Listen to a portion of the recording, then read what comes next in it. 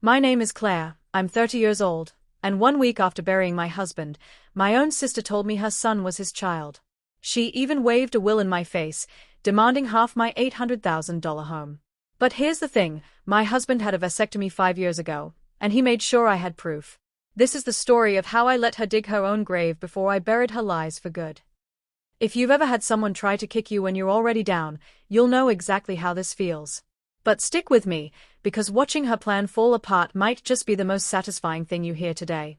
Hit that like button, subscribe for more unbelievable real-life stories, and let's dive in. Adam wasn't flashy. He didn't have that movie star charisma that made people stare when he walked into a room, but he had something better, a quiet steadiness.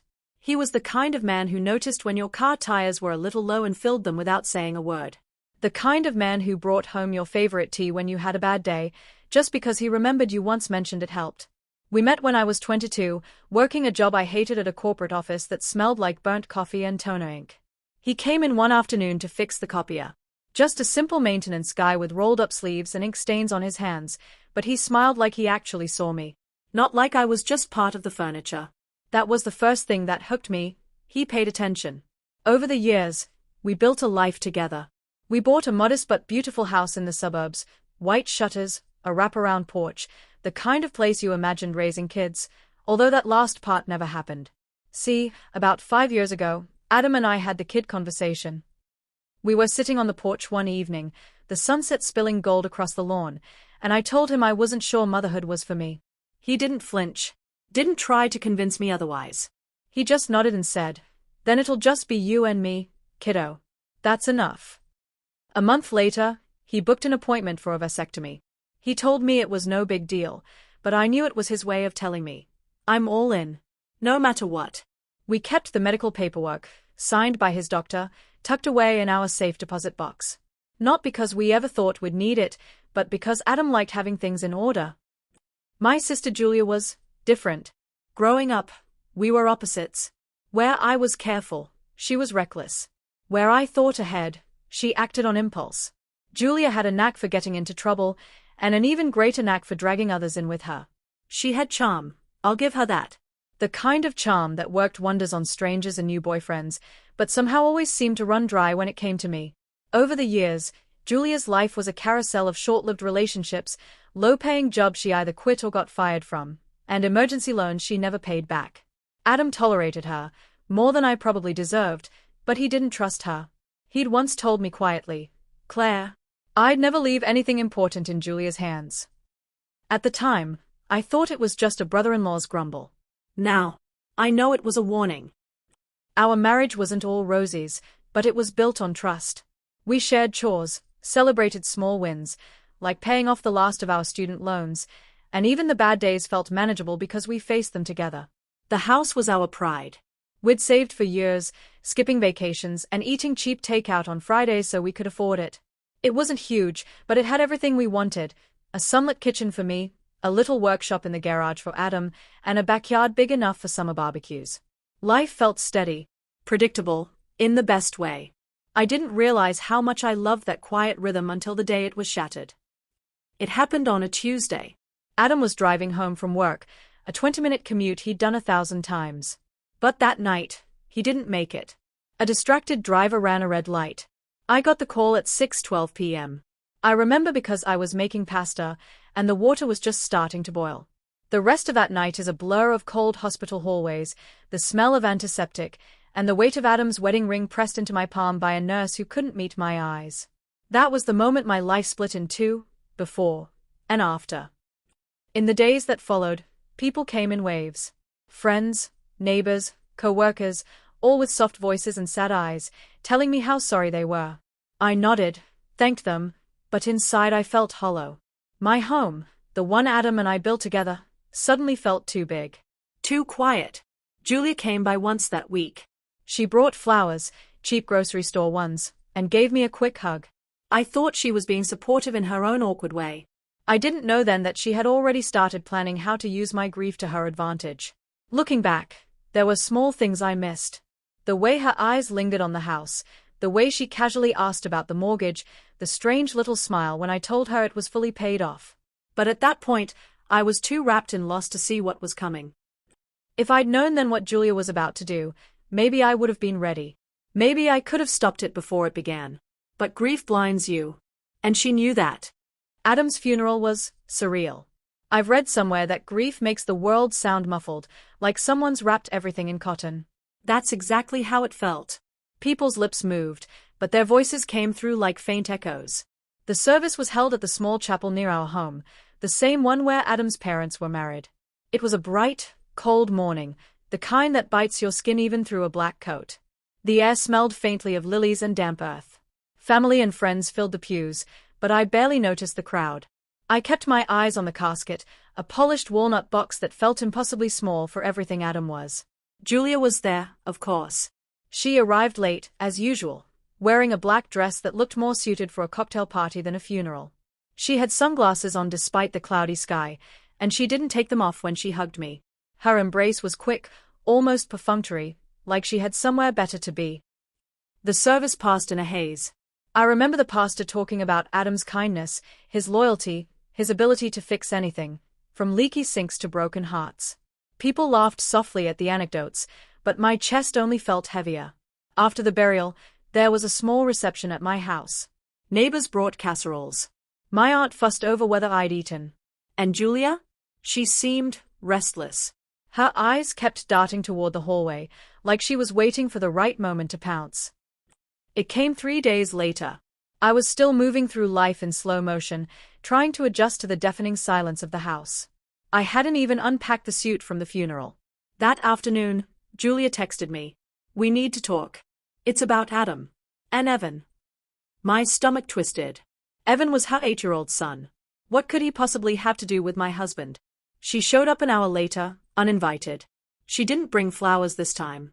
No food. Just a large manila envelope clutched in her hand like it contained the cure to all her problems.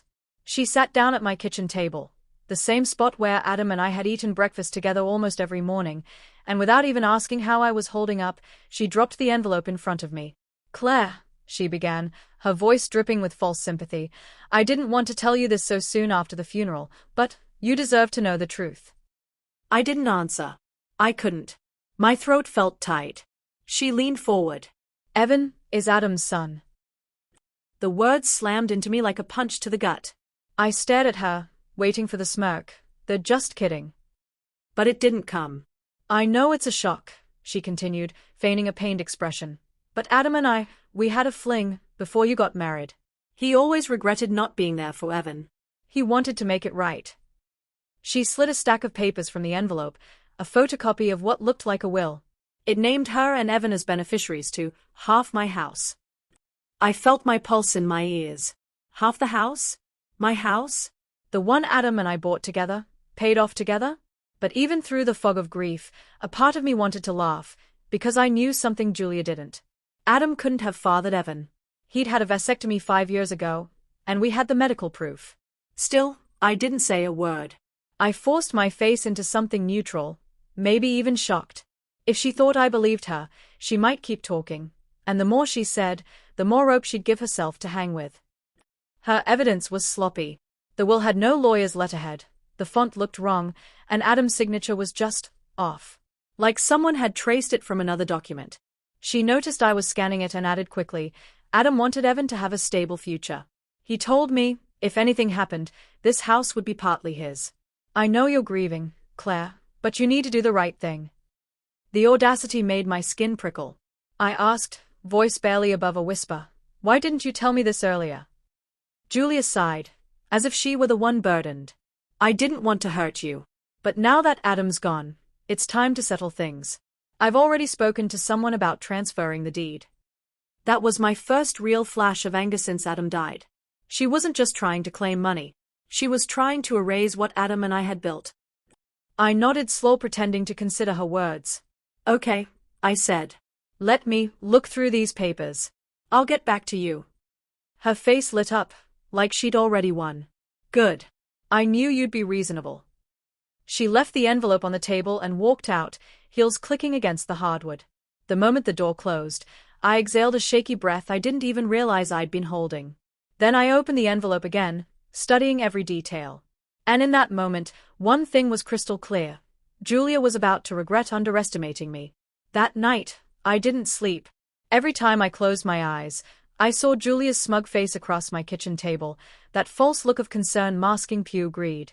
Her words echoed in my mind. Do the right thing. By 2 a.m., I was pacing the living room. Anger was starting to seep through the numbness of grief, sharp and hot. And underneath that anger, a deep, steady resolve. If Julia thought I was too broken to fight back, she had another thing coming. The next morning, I started piecing things together. Over the years, Julia had always been financially unstable. She lived paycheck to paycheck, and whenever she hit a rough patch, she'd come to me with teary eyes and promises to pay me back. Spoiler, she never did. But this was bigger. I called a mutual cousin, someone who, like me, had learned to take Julia's stories with a mountain of salt. "Oh, Claire, you didn't hear," she said, her voice low like she was about to spill something juicy. Julia's boyfriend left. She's 2 months behind on rent. And I think the bank's about to repossess her car. And just like that, the puzzle pieces clicked. Julia wasn't just pulling this stunt for drama. She was desperate. She saw my fully paid-off $800,000 house as her ticket out of the hole she'd dug herself into. I could have confronted her right then. I could have told her about Adam's vasectomy, shoved the medical records in her face, and watched her shrivel. But that would have been too easy. Too fast. No, I wanted her to think she was winning. To get comfortable. To commit to her story so deeply there was no way she could crawl out without looking like a fool, or worse. Adam used to say, if you want to catch a liar, let them talk. They'll trip over their own words eventually. So that's exactly what I was going to do. The next morning, I drove to the bank and accessed our safe deposit box. Just touching the metal key made my throat tighten. Adam had always been the one to handle this kind of thing. Inside was everything I needed. The real will, notarized, dated a year after Julia's copy, leaving the house and all assets to me. The vasectomy records, signed by Adam's doctor, dated 5 years ago, stating clearly that the procedure had been successful.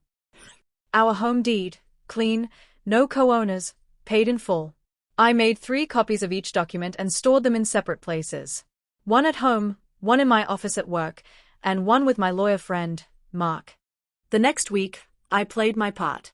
I answered Julia's texts with vague "I'm looking into it" messages. I even asked her a couple of questions about the supposed agreement she had with Adam. She was all too eager to elaborate. Adam said he'd put Evan through college, she claimed in one text.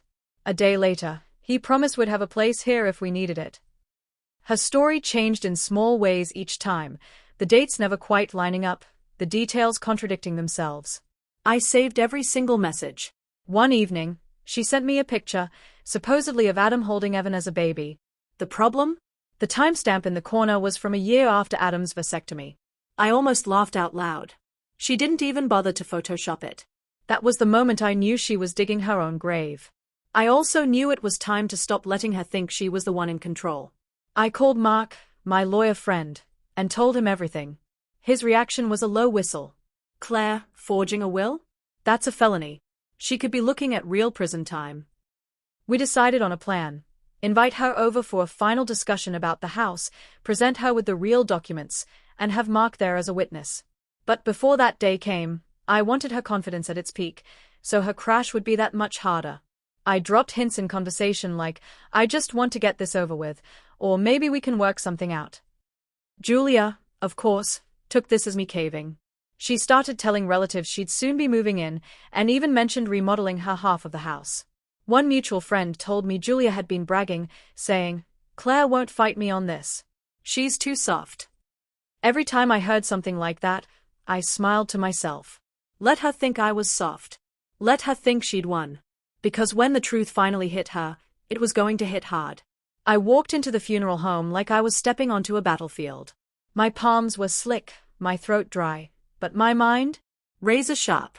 This wasn't going to be a quiet, tearful goodbye, not after everything they'd done to me. The moment my aunt spotted me, her face tightened. She whispered something to my cousin, who immediately turned her back.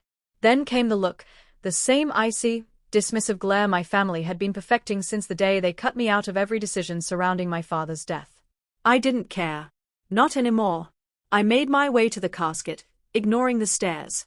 My father's face was peaceful, but I couldn't stop thinking about the chaos and cruelty that had surrounded his final days. The whispered lies.